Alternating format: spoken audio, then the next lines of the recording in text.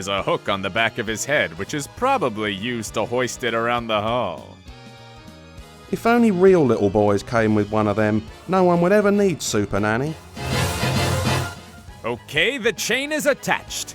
Now we just need some kind of mechanism to manipulate the waxwork.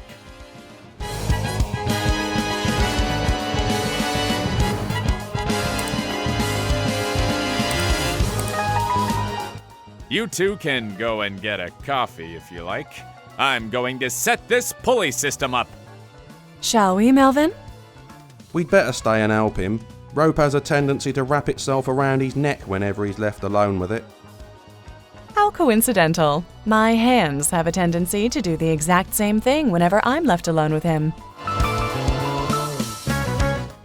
There, a perfect example of American ingenuity and craftsmanship. The pulleys were made in Taiwan.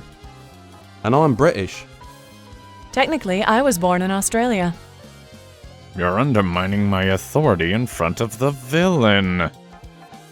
You don't think that happened when you got your foot caught in the chain and we had to winch you down from the ceiling?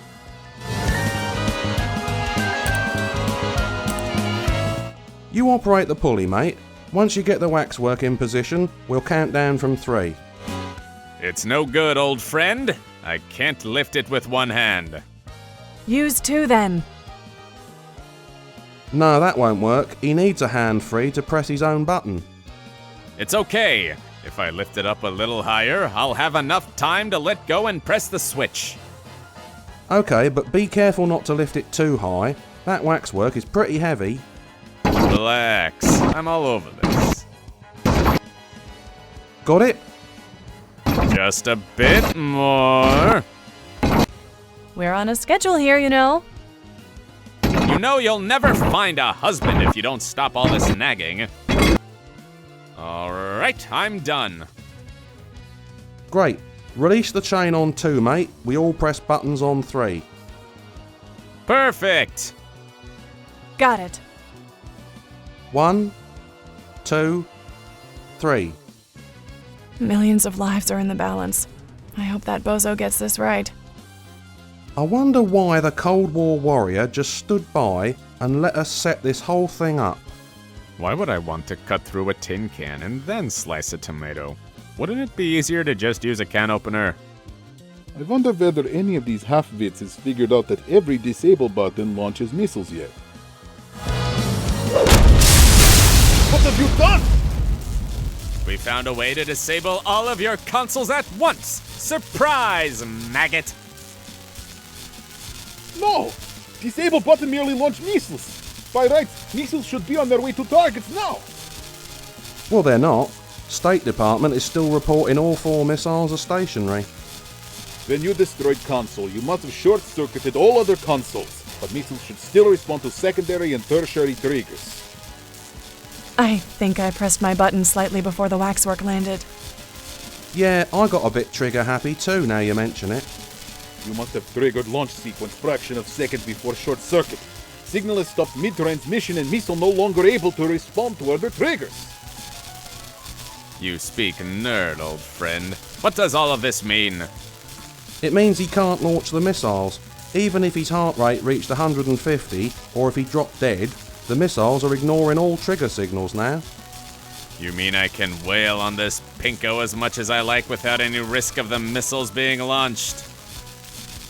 You can unload a can of excessive force on him, and the only consequences will be to our reputation, our immortal souls, and your insurance premiums. Good deal! I cannot believe my plan was defeated by Purple Pinhead. If your plan had gone off as intended, I would have succeeded. In case your mother never told you, pal, fortune favors the brave. And in the absence of valour, tends to side with the reckless.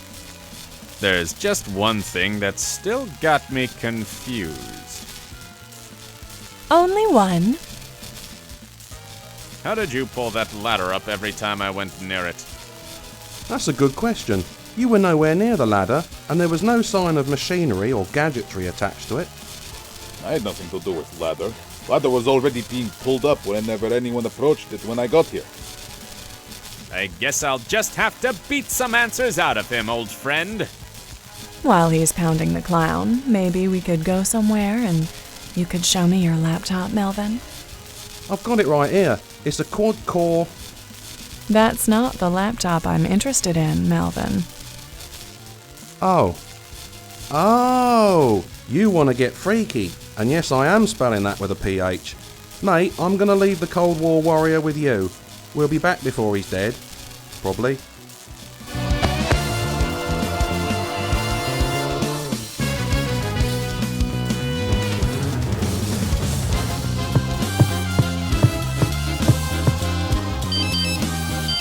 Don't answer it! Don't answer it! Yeah, I know, but I'm a bit OCD about phones. I don't want to answer it, but I have this compulsion. I have a compulsion too, Melvin. Look, just keep everything warm, or whatever temperature it's supposed to be. Melvin, please. Faithful assistant, I implore you! I'm sure it's just a little thing.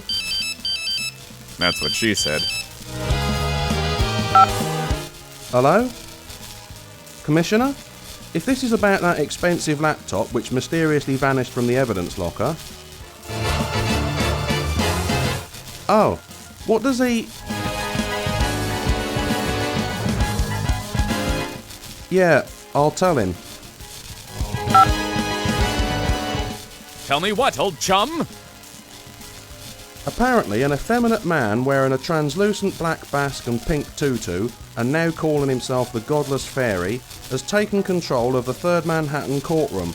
He's threatening to kill everyone unless the Purple Patriot surrenders himself for trial.